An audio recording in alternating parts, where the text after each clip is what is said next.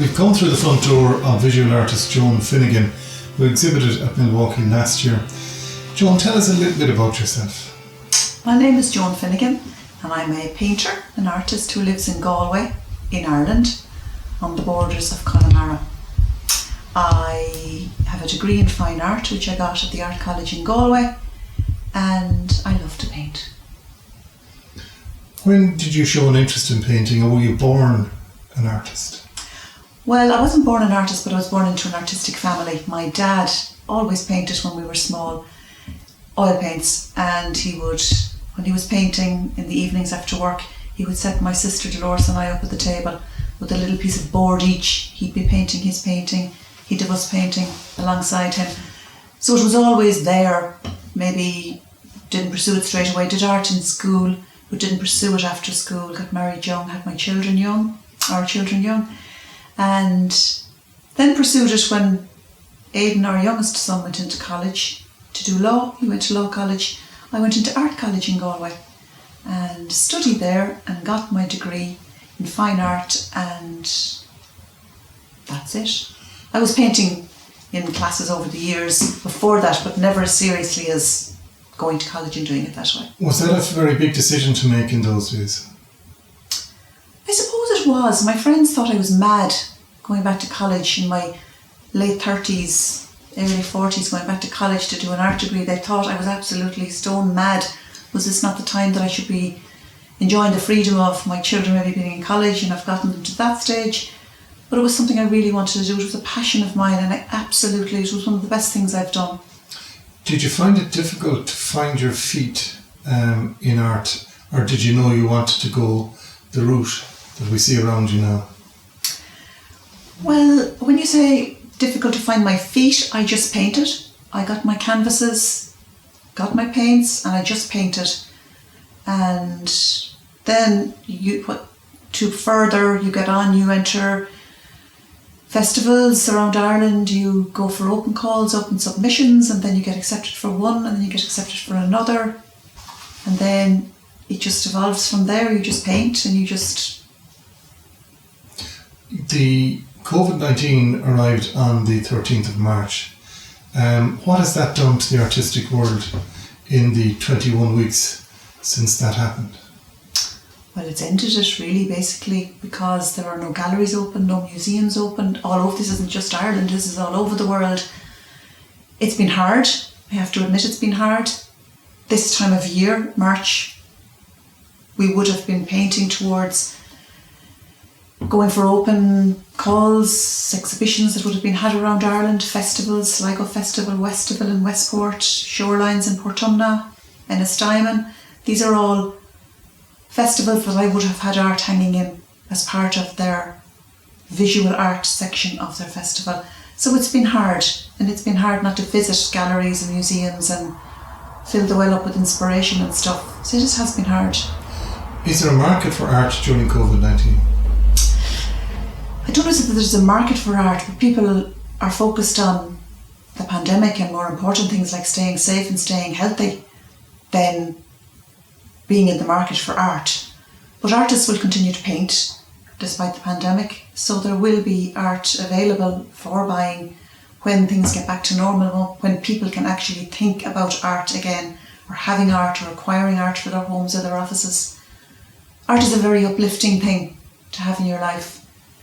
And since the pandemic, do you find it difficult to come into this studio and get the inspiration to continue creating works of art? At the beginning it was hard. At the beginning, I have to say, it was hard. I think it's because everybody's mind was focused on something different. I think this is straight across the board, no matter what you did or what hobby you had, everything came to a stop. But after a few weeks, it's there, it's in me, it's part of my passion. So I came back into the studio and continue on where I left off, which was the Connemara Cronus series from last summer, which I showed in Milwaukee as part of Galway 2020. So I've just continued on doing that, painting away happily, coming in here to my happy place to forget about everything else, forget about the rest of the world and what's going on out there. When I'm in here and I'm painting, that's what I'm doing, that's where I'm focused.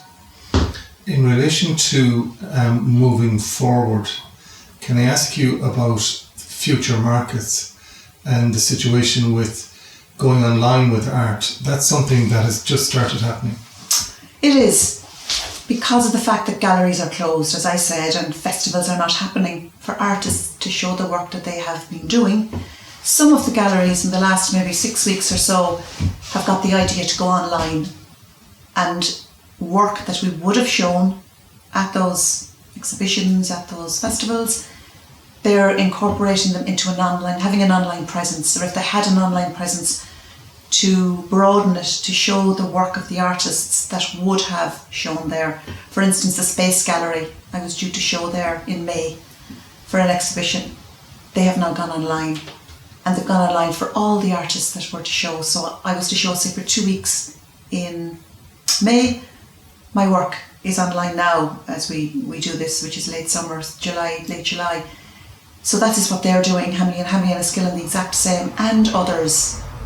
The RUA, the RHA, they have major annual exhibitions every year. They're talking about the possibility of doing that online to give the artists a chance to show the work that they would have done, that they have done, that they have worked towards showing during the summer months and beyond the summer months, because we really don't know when the exhibitions will start up again. Once they go online, they're available throughout the world indeed for people to invest in art. Well, I guess that is one way of looking at it, that perhaps art will be more online than it was, even though you can't beat the whole personal experience of walking in and seeing a painting that you really like on a wall.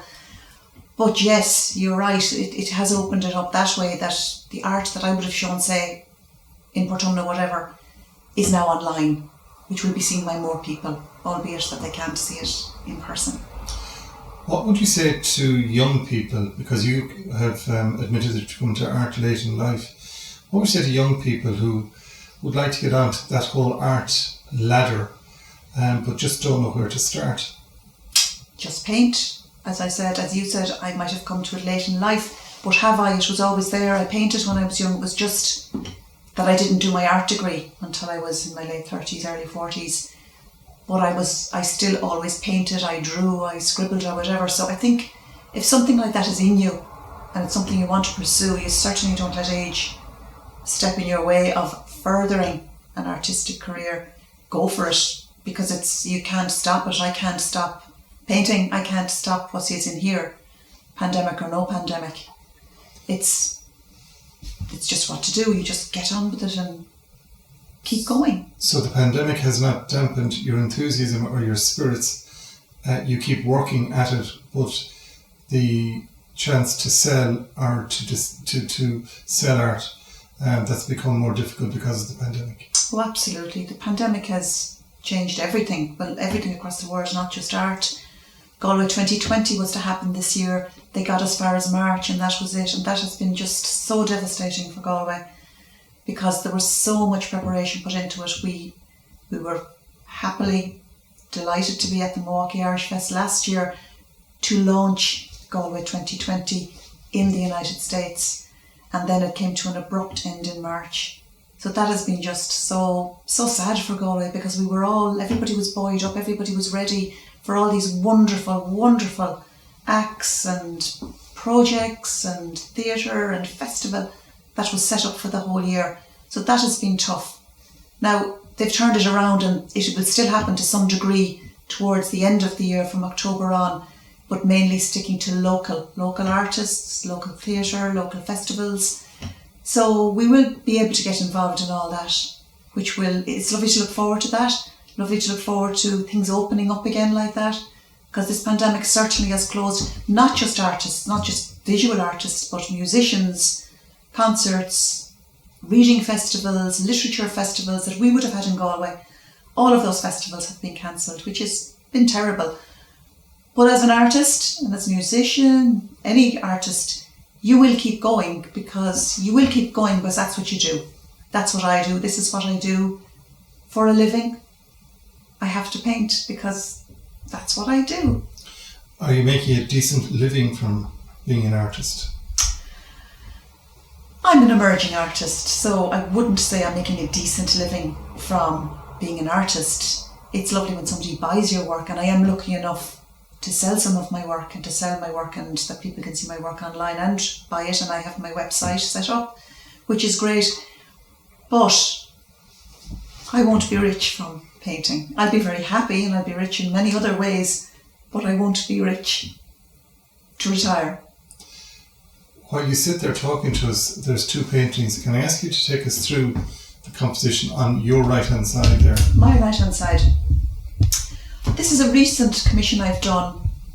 It's part of my Connemara Chroma series, which anybody that was at the Milwaukee Irish Festival last year might have seen, which was an exhibition of 24 paintings, which I did based on the Connemara landscape.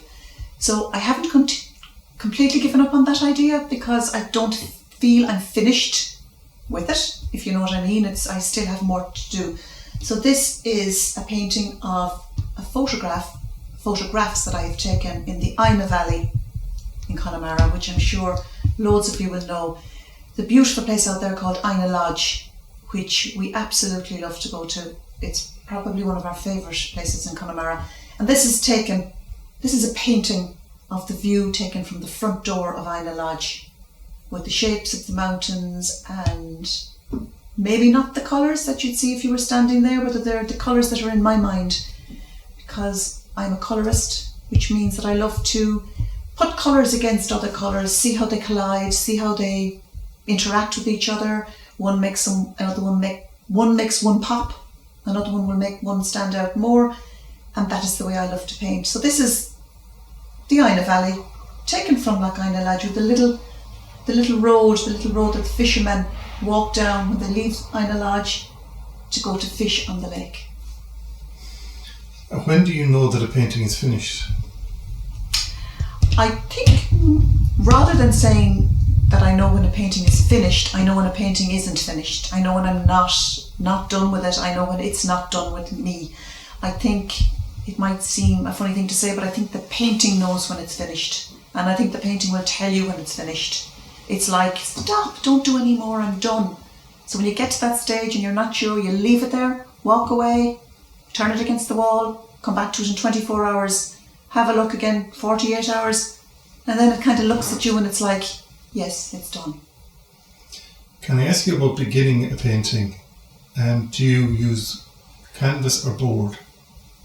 The very, very start of my painting is to get my inspiration. As I said, at the moment it's Connemara, and another small series I did in between that and now, which was called Campistral, which was to do with rural things in the environment, things in the fields, things in the farms, little things that maybe you wouldn't notice, like cattle troughs or haystacks. So I did a little series on that, just things that catch my eye.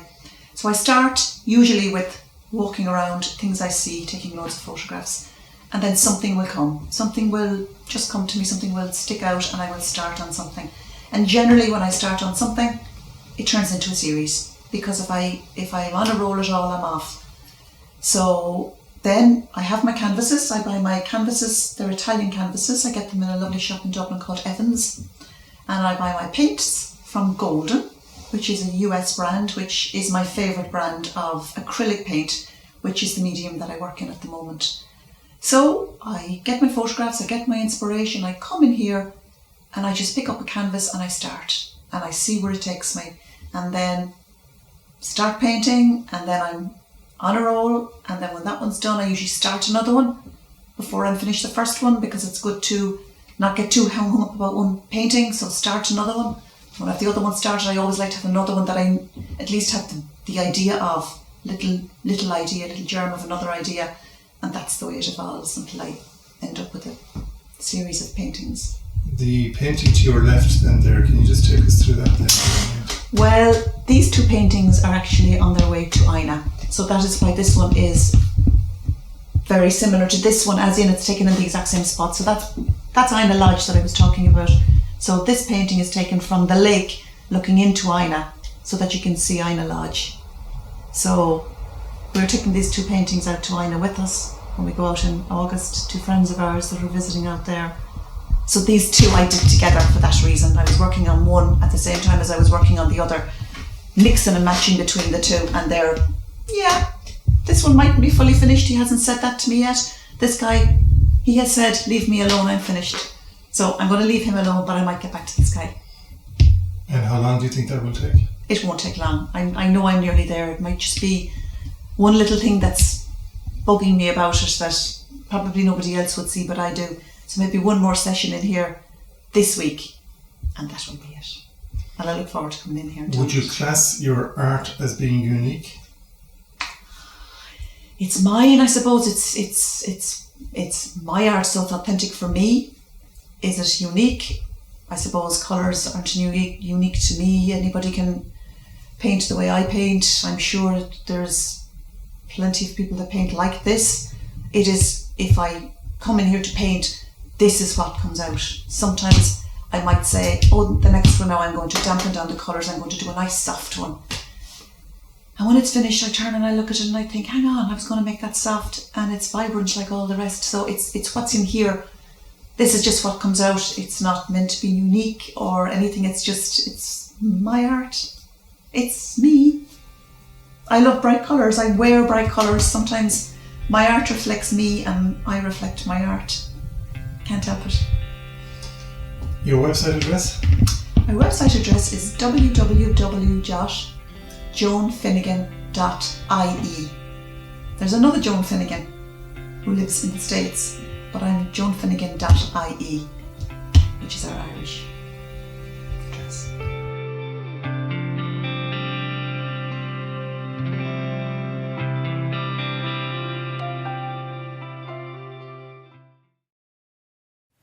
Gweedore Teisbhealig is Máire Ní Choilm as Gweedore Dír Honnail agus is Warani Sean-Nós ma agus aniu Tamagalchiol Warandív.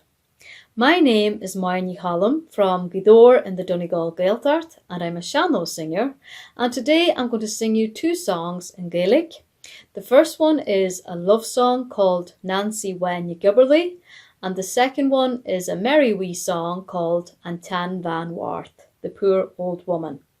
So the first one is a love song from Tory Island, which is off the Donegal coast.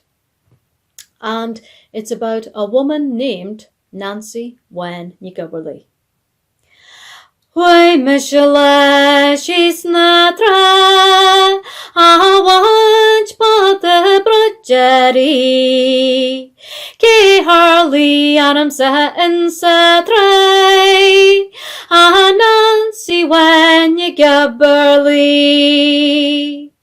Imbi boba yararo na manara yole malui. Catchy knew she's lena colby shang. Agus vocal canja lower clay. Is the Nansaí a hog ma fancy? Marvi tuki will cansa cor. Near Vajulamatam gamains to a conch. Moyellow chant the hared and yar. Imbimbo yararo. Namanara yole malui. Catchy knew she's lena colby shang.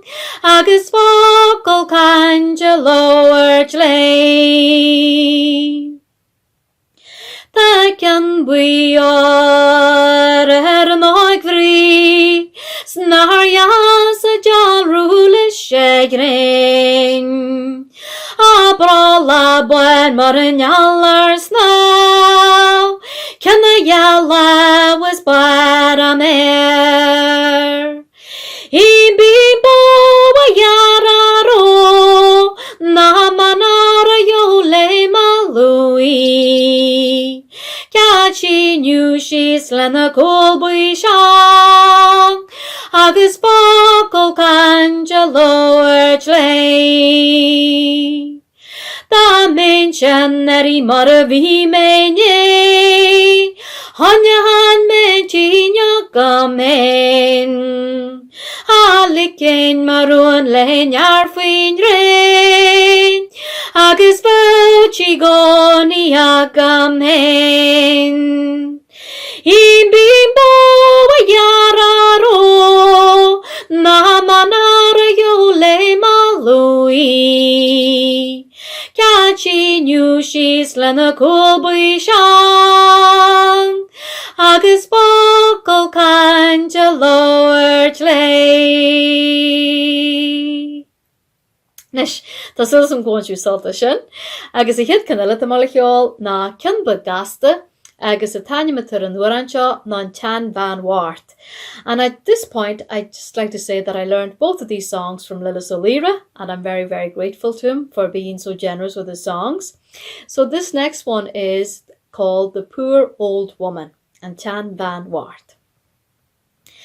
Yena me chamor da mahane van wart. Yena me chamor da mahan van wart. Yena me chamor di is ganna hai me body. A barlum bo will yoga jere chana van wart. Gwella sib na'n waka sib mahana van wart. Gwella sib na'n waka sib mahan van wart.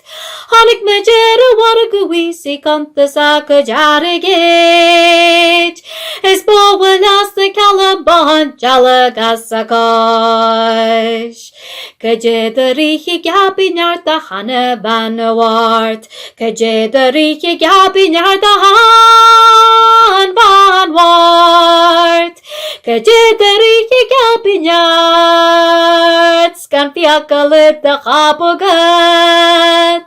Ogadogin rion chala wemachana van wart. Estruagan tu so wallen gom mahane van wart. Estruagan tu so wallen gom mahan van wart. Estruagan tu so wallen gom starum la sakna minyo gom.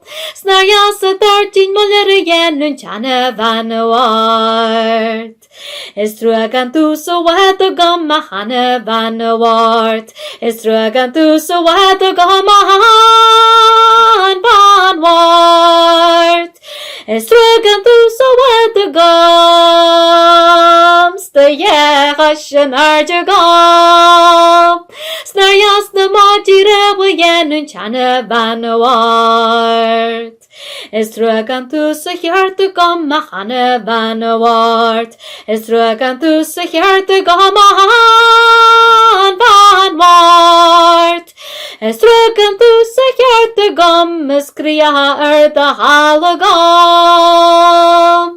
Snarjas a couple rasa yenun chana van wart. Hop! And you can have great fun with that song at a session. And while an buíochas a giffonte seo a thuirt a chaiste na féile in Milwaukee an Irish Fest as coiú thuirtú and the Sean-Nós and fi Sean-Nós dhéanamh. So I'd just like to give a warm thank you to the festival members of the Irish Fest in Milwaukee who gave me the invitation to make this video and to share it with you. Agus bhí má chrí bristin ar má abod hall go Milwaukee mliana a la codujé gynnyana suas ar a chon a bhlian siúgan.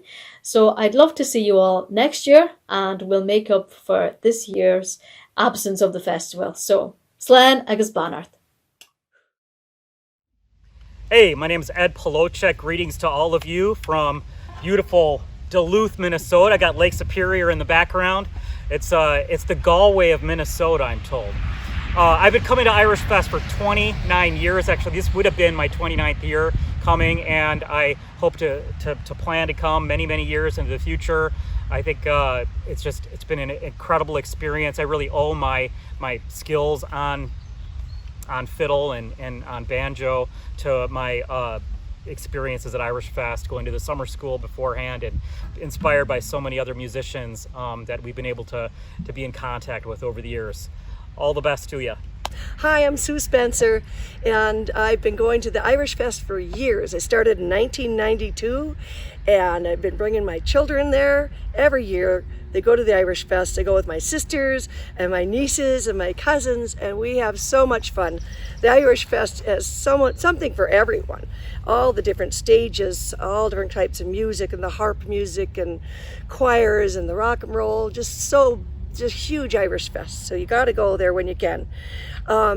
So one of the places I'm attracted to is going to the Gaeltacht tent, and that's the cultural tent, and they teach Irish language, and you can see the Irish dance, the Sean-Nós singers and dancers there. So you'd want to go to the Irish Fest, but thank you very much and enjoy.